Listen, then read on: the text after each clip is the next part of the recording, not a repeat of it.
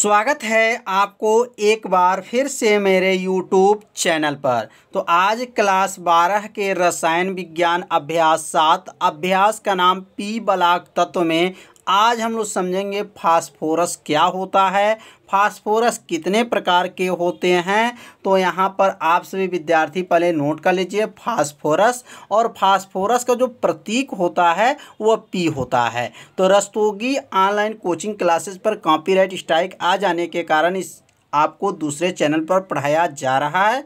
तो आप सभी विद्यार्थी अपने दोस्तों को मेरे चैनल के बारे में बताइए और वीडियो को प्रतिदिन देखिए और एक अच्छे से नोट्स को बनाते चलिए। तो फास्फोरस क्या होता है, तो यहाँ लिखेंगे फास्फोरस प्रकृति में मुक्त अवस्था में नहीं पाया जाता है। मतलब प्रकृति में जो है स्वतंत्र रूप में नहीं पाया जा सकता है, मुक्त अवस्था में नहीं पाया जा सकता है। यह किस अवस्था में पाया जाता है, तो यह संयुक्त अवस्था में फास्फेटों के रूप में मिलता है। जो फास्फोरस होते हैं वह फास्फेटों के रूप में क्या होते हैं, मिलते हैं। तो समझ में आ गया होगा कि फास्फोरस जो है प्रकृति में मुक्त अवस्था या स्वतंत्र अवस्था में नहीं पाए जाते हैं, यह संयुक्त अवस्था में पाए जाते हैं। किसके रूपों में, तो फास्फेटों के रूप में पाए जाते हैं। यह तत्व जो अंधेरे में चमकता है, मतलब यह फास्फोरस जो होता है वह अंधेरे कमरे में क्या होता है, चमकता है। अतः इसका नाम फास्फोरस अर्थात प्रकाशवान रखा गया है। मतलब प्रकाश देता है इसलिए इसे प्रकाशवान रखा गया है। तो समझ में आ गया होगा कि फास्फोरस जो होते हैं अंधेरे कमरे में क्या होते हैं, चमकते हैं, और इसलिए इसी को नाम क्या रखा गया है, प्रकाशवान भी कहा जाता है। अब फास्फोरस के प्रकार, फास्फोरस कितने प्रकार के होते हैं, तो यहाँ नोट कर लेंगे फास्फोरस के प्रकार। फास्फोरस जो है निम्न प्रकार के होते हैं। पहला का नाम है सफ़ेद या पीला फास्फोरस। सफ़ेद या पीला फास्फोरस, मतलब सफ़ेद फास्फोरस को ही पीला फास्फोरस कहा जाता है। आगे चल के बताया जाएगा वीडियो में कि सफ़ेद फास्फोरस को पीला फास्फोरस क्यों कहा जाता है। दूसरा जो है लाल फास्फोरस है, और तीसरा जो है काला फास्फोरस है। तो तीन प्रकार के फास्फोरस आपको पढ़ना है, सफ़ेद या पीला फास्फोरस, लाल फास्फोरस और काला फास्फोरस। तो अब इसमें हमको कौन से फास्फोरस हमारा जो है पढ़ना है, तो विशेष में आपको याद रखिएगा फास्फोरस के अपरूपों में सफ़ेद फास्फोरस और लाल फास्फोरस ही प्रमुख हैं। मतलब जो फास्फोरस के जो अपरूप होते हैं उसमें दो ही फास्फोरस के नाम जो है आता है। पहला जो है सफ़ेद फास्फोरस आता है और लाल फास्फोरस आता है। तो इसमें काला फास्फोरस के बारे में अध्ययन नहीं करेंगे, यहाँ पर हम लोग पढ़ेंगे सफ़ेद फास्फोरस और लाल फास्फोरस। अब सफ़ेद फास्फोरस कैसे बनता है, इसकी कितनी विधियाँ होती हैं बनाने की, मतलब फास्फोरस जो है सफ़ेद फास्फोरस का सूत्र क्या होता है, सब आपको बताया जाएगा। तो आप यहाँ नोट करते चलिए। सफ़ेद फास्फोरस का सूत्र होता है P4 होता है। याद रखिए क्या होता है, P4 होता है। तो सफ़ेद फास्फोरस बनाने की कितनी विधियां हैं, तो सफ़ेद फास्फोरस बनाने की दो विधियां हैं। अब दो विधियां कौन कौन सी विधियां हैं, तो पहला जो है रिटार्ड विधि है और दूसरा जो है विद्युत तापी विधि है। तो सफ़ेद फास्फोरस कितने विधियों से बनाया जा सकता है, तो सफ़ेद फास्फोरस को दो विधियों से बनाया जा सकता है। पहला जो है रिटार्ड विधि और दूसरा विद्युत तापी विधि। अब रिटार्ड विधि में कैसे सफ़ेद फास्फोरस बनता है और विद्युत तापी विधि में सफ़ेद फास्फोरस कैसे बनता है, बस थोड़ा सा आप ध्यान देंगे तो आपको दोनों विधि से सफ़ेद फास्फोरस बनाने की विधि सीख लेंगे। तो अब यहाँ नोट कर लेंगे। तो अब रिटार्ड विधि क्या है, तो रिटार्ड विधि में थोड़ा सा ध्यान देंगे।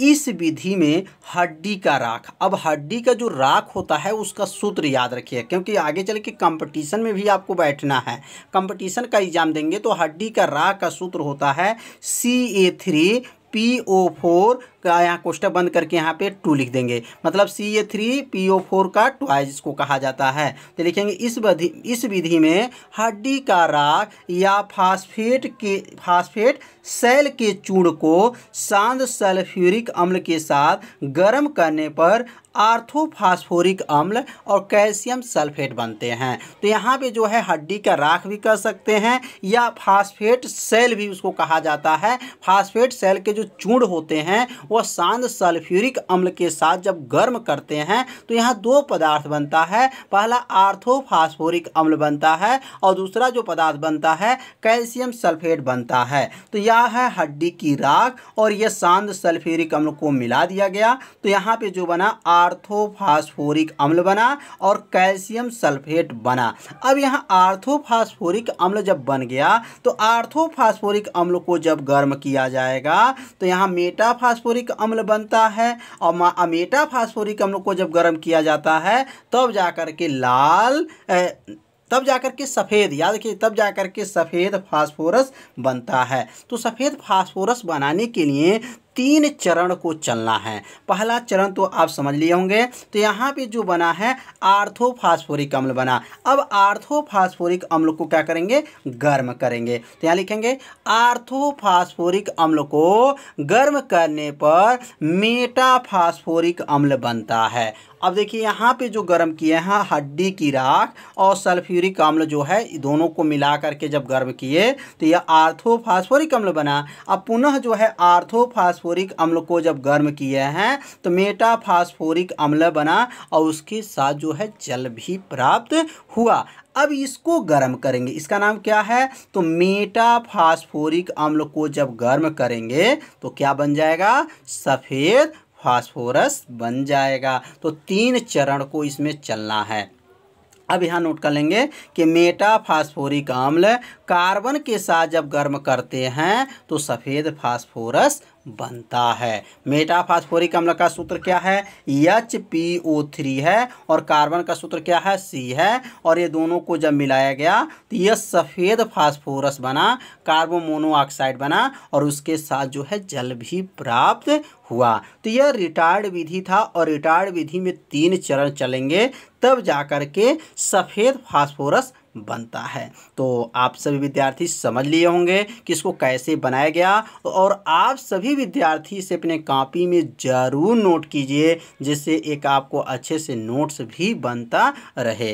अब हमारा दूसरा विधि क्या था, सफ़ेद फास्फोरस बनाने की दूसरी विधि का नाम था विद्युत तापी विधि या उसको आधुनिक विधि भी कहा जाता है। तो अब विद्युत तापी विधि में क्या करेंगे, तो अभी ऊपर हम लोग देखे थे हड्डी का राख लिए थे। रिटायर्ड विधि में क्या था, हड्डी का राख था और शांत सल्फ्यूरिक अम्ल के साथ जो है गर्म किया गया था। अब यहाँ पे है शांत सल्फ्यूरिक अम्ल के साथ इसको गर्म नहीं करेंगे, हड्डी का राख रहेगा लेकिन रेत मतलब जो बालू होता है या सिलिका उसको कहा जाता है उसके साथ जब गर्म करेंगे और इसमें भी जो है 3 चरण में जा करके सफ़ेद फास्फोरस बनता है। तो पहले विद्युत तापी विधि में क्या लिखेंगे, तो इस विधि में हड्डी की राख और सिलिका SiO2 का मिश्रण एक विद्युत भट्ठी में गर्म किया जाता है तो कैल्शियम सिलिकेट और फास्फोरस पेंटा ऑक्साइड बनता है।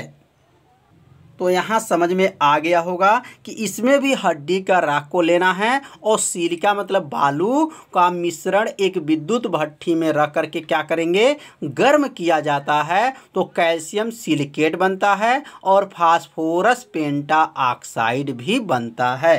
तो यह जो है किसका सूत्र है, तो यह हड्डी की राख का सूत्र है और यह बालू का सूत्र है या सिलिका कहा जा सकता है या रेत भी कहा जा सकता है। SiO2 इसको कहते हैं, सिलिकॉन डाइऑक्साइड इसको बोला जाता है। और ये जो बना कैल्शियम सिलिकेट बना और इसका नाम है फास्फोरस पेंटा ऑक्साइड बना। अब यहाँ फास्फोरस पेंटा ऑक्साइड को क्या करेंगे, गर्म करेंगे। तो अब यहाँ लिख लेंगे दूसरा चरण है फास्फोरस पेंटा ऑक्साइड तथा कार्बन के साथ जब क्रिया करता है तो सफ़ेद फास्फोरस बनता है। तो यहाँ पे 2 चरण में ही जो है सफ़ेद फास्फोरस बन जाता है और रिटायर्ड विधि में 3 चरण चलना पड़ता है तब जाकर के जो है सफ़ेद फास्फोरस बनता है। तो यहाँ लिखेंगे सफ़ेद फास्फोरस पेंटा ऑक्साइड, ये सूत्र किसका है, तो फास्फोरस पेंटा ऑक्साइड है और यह जो है कार्बन है। जब दोनों को मिला देंगे, गर्म करेंगे तो यह बनेगा सफ़ेद फास्फोरस और कार्बो मोनोऑक्साइड भी प्राप्त होता है। तो आप सभी विद्यार्थी इसे अपने कॉपी में ज़रूर नोट कीजिए, इसको अच्छे से इसको तैयार कीजिए, 2 बार ज़रूर पढ़िए, निश्चित है आपको याद हो जाएगा। अब हम लोग पढ़ेंगे भौतिक गुण क्या है, सफ़ेद फास्फोरस का भौतिक गुण क्या है, उसके बाद रासायनिक गुण, उसके बाद से उपयोग कहाँ कहाँ किया जाता है। तो भौतिक गुण क्या है, तो अब यहाँ लिखेंगे शुद्ध सफ़ेद फास्फोरस रंगहीन मोम जैसा ठोस पदार्थ है। मतलब जो सफ़ेद फास्फोरस होता है वह कैसा होता है, तो यह सफ़ेद फास्फोरस जो होता है शुद्ध जो होता है और क्या होता है, रंगहीन होता है, और मोम जो देखे हैं मोमबत्ती मोम जैसा वह ठोस पदार्थ होता है। दूसरा जो है, जिस पर सफ़ेद रंग की अपारदर्शी पपड़ी जमी रहती है। मतलब उस पर जो है सफ़ेद फास्फोरस पे क्या होता है, अपारदर्शी मतलब आर पार दिखाई न दे, उस पर पपड़ी क्या होती है, जमी रहती है। किसके ऊपर, मतलब यह जो है सफ़ेद फास्फोरस पे पपड़ी जमी रहती है, और प्रकाश में जब इसको रख दिया जाता है तो यह क्या हो जाता है, पीला हो जाता है। तो इसलिए सफ़ेद फास्फोरस को पीला भी फास्फोरस कहा जाता है। मतलब सफ़ेद फास्फोरस को अगर प्रकाश में रखते हैं तो वह किस रंग का बदल जाता है, तो पीला रंग का हो जाता है। तो समझ में आ गया होगा कि प्रकाश में रखने पर यह पीला हो जाता है।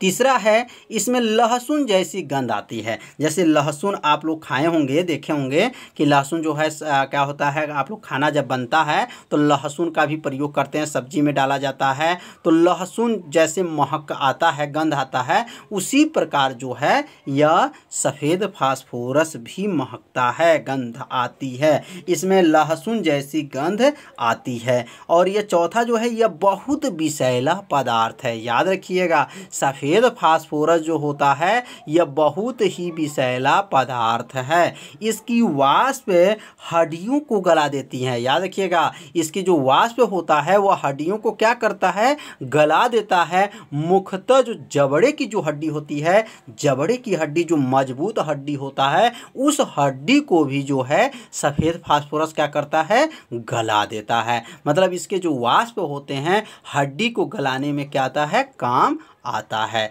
तो समझ में आ रहा होगा कि सफ़ेद फास्फोरस में क्या क्या इसके भौतिक गुण है। छौवा जो है यह जल में अविलेय होता है। अगर उसको पानी में रख दिया जाए तो वह घुलता नहीं है, उसके अंदर नहीं कि पानी के अंदर डालते हैं तो गलने लगता, ऐसा नहीं होता है, अविलेय होता है, मतलब गलेगा नहीं। तो 6 आपको विशेष भौतिक गुण समझ में आ गया होगा। अब 7वां जो इसका जो भौतिक गुण है क्या है, सफ़ेद फास्फोरस वायु में स्वतः जलने लगता है। मतलब जो सफ़ेद फास्फोरस को अगर वायु में रखते हैं तो वह अपने आप जो है जलने लगता है, और उसे वायु को बचाने के लिए, वायु से बचाने के लिए इसे क्या करते हैं, इसे जल में रखते हैं। तो सफ़ेद फास्फोरस को हमेशा किस में रखा जाता है, जल में रखा जाता है। क्यों रखा जाता है, क्योंकि सफ़ेद फास्फोरस जब वायु में आता है तो वह स्वतः क्या होने लगता है, जलने लगता है। तो यहाँ पे जो है आपको 7 भौतिक गुण बताया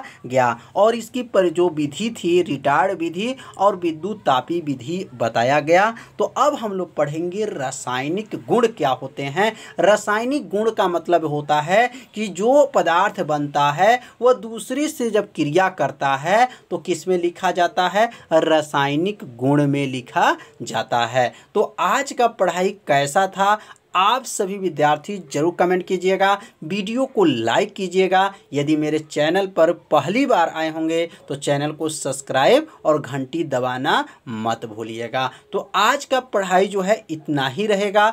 कल हम लोग पढ़ेंगे कि सफ़ेद फास्फोरस का रासायनिक गुण क्या है और उसका उपयोग कहाँ कहाँ किया जाता है। तो आप सभी विद्यार्थी जितना बताया गया आप सभी विद्यार्थी से अपने कॉपी में ज़रूर नोट कीजिए, 2 बार पढ़िए, अच्छे से समझ में आ जाएगा। तो मिलते हैं अगले भाग में, तब तक के लिए सभी विद्यार्थियों को नमस्कार।